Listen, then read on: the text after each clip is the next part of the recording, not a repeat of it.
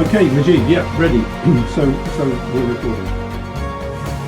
Mujeeb, it's been some time since we first spoke. It must be, is it a year ago now? It's a year ago. I remember I was in Las Vegas in a hotel room. We had just announced the 752-mile run with the battery that we put in the Tesla Model S, and then you and I became acquainted through Nick Tour. Indeed, we did, and we quickly discovered that we've been on this shared journey without bumping into each other. You know, your sterling work at A123 back in the day, and now to this. Yeah, we've. It's great when paths cross, when we've got right. Mutual interest, mutual ambition for all of these things that we're trying to see with electrification. So, more recently though, wow, what a spectacular week you had recently. The announcement for your Series B funding of, what was it, $300 million, is that correct? That's right. We're very happy and pleased to have announced that.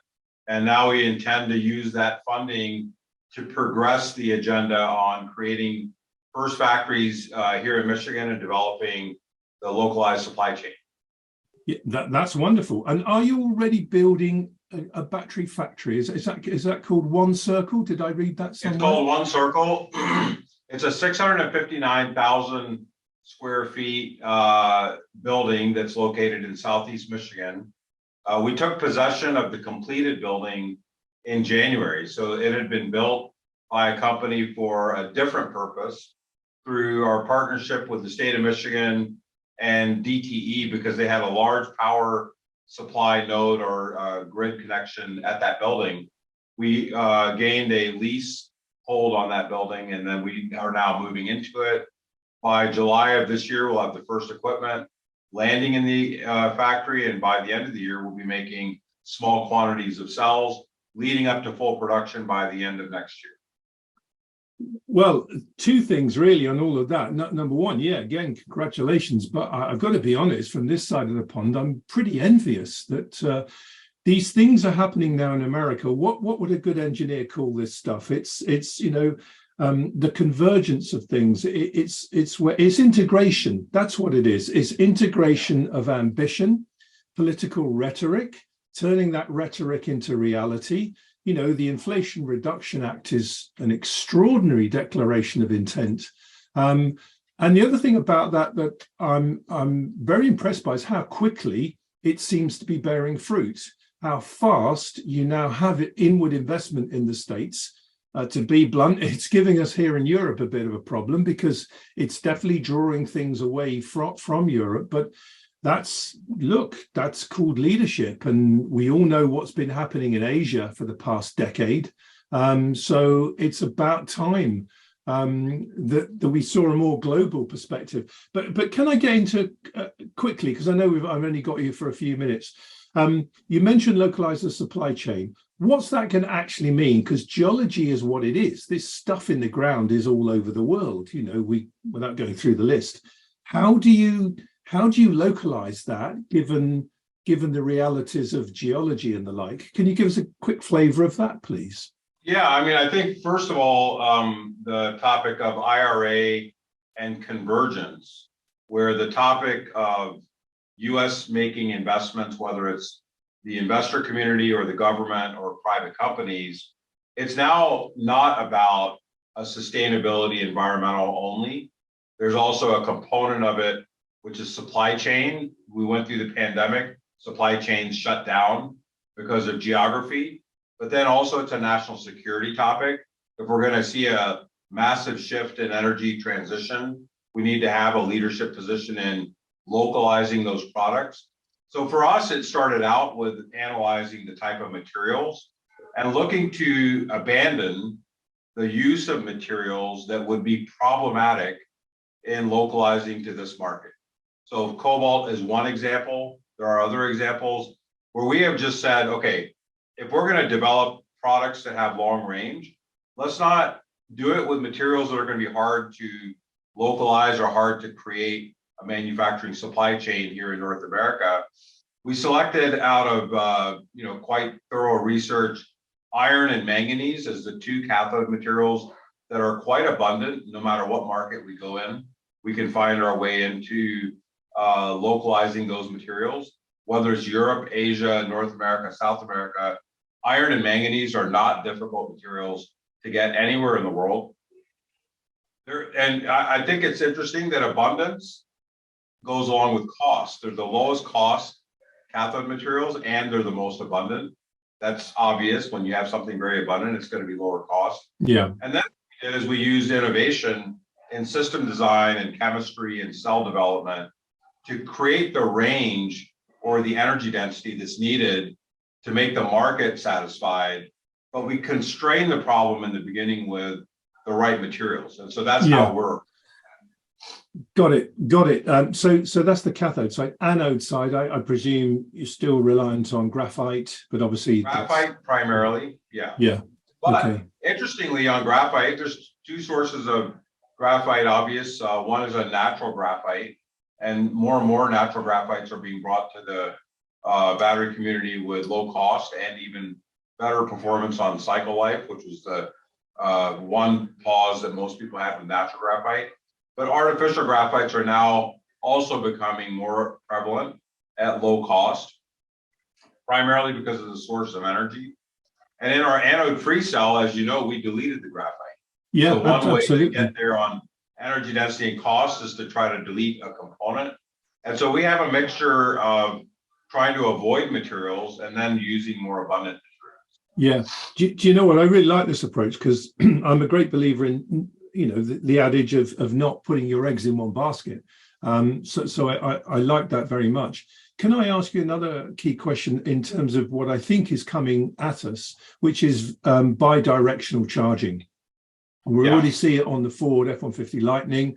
That seems to be, a big reason why people are choosing that vehicle. People who probably wouldn't have wanted an electric vehicle then see it very differently. They see it as a workhorse, a powerhouse. Anything you can share with us in that journey around chemistry selection and how big vehicle to grid or vehicle to load might be, vehicle to home?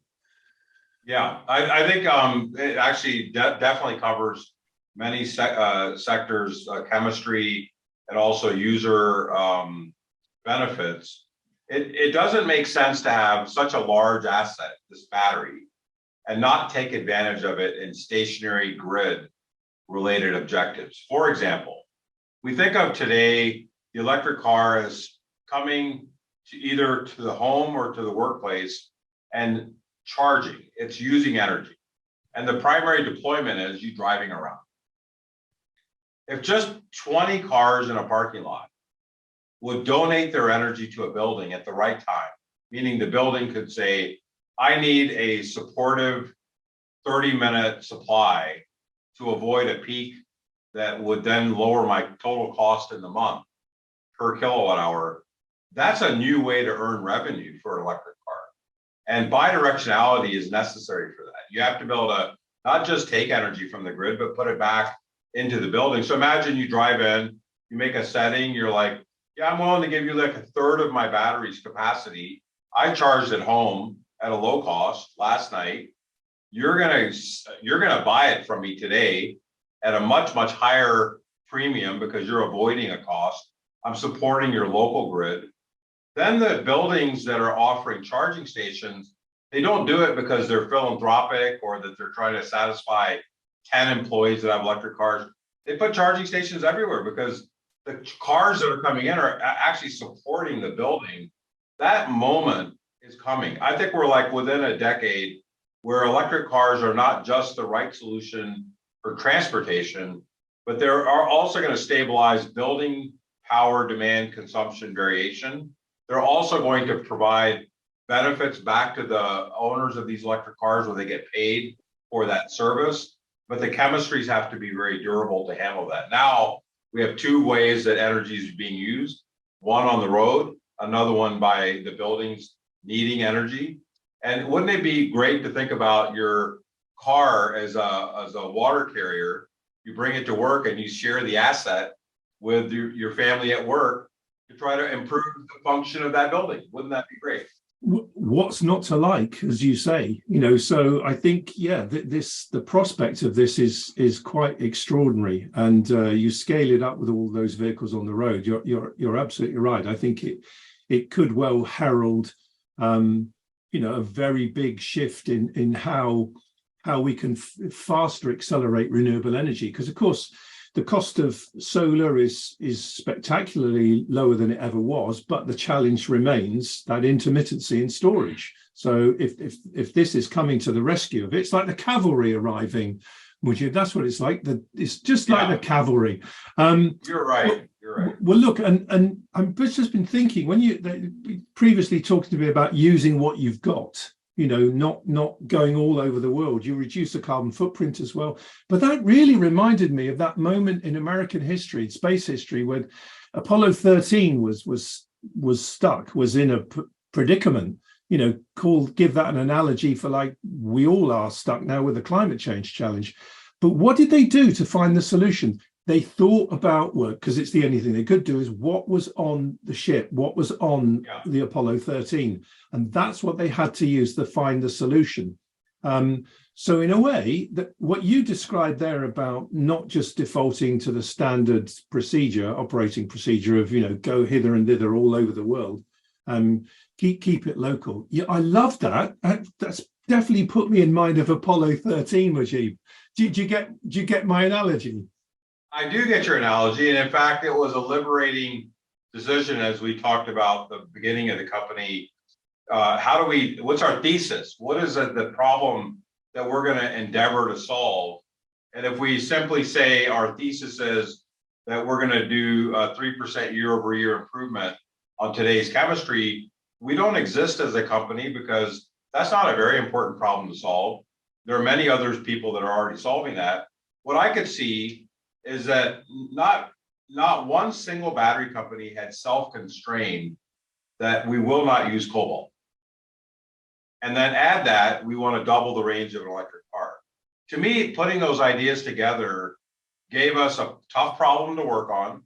It wasn't like we immediately knew how. It took us, I think, about 4 months to get the first ideas on how.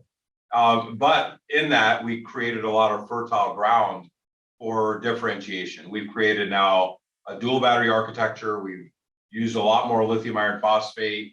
That's now the basis of almost everything we do. Is LFP is the rugged, durable, bulletproof chemistry that is paving the way for a lot of durability, like using grid versus transportation. It's very durable and can handle like the 500,000 mile level of driving without any trouble at all.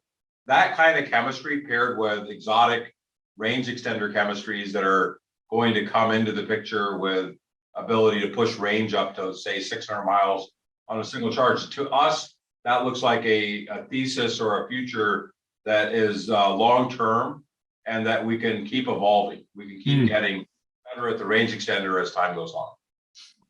Mujeeb, I love listening to you talk. You're a smart thinker and you're an action man. When you just alluded to that, it took us 4 months to work it out. I kind of had to smile, because, some people would take years to get these things iterated and resolved. So, you get on with the action. Thank you for finding time for me this morning. I really appreciate that. I do wish you well. The next time I'm in the States, I definitely would love to come and have a look around. I'm quite a nosy person, so I always like to come and find out what's happening. But congratulations and good luck with the next few months and years. You're doing good stuff. Thank you. Thank you, Roger. It's great to be with you, and do please come by.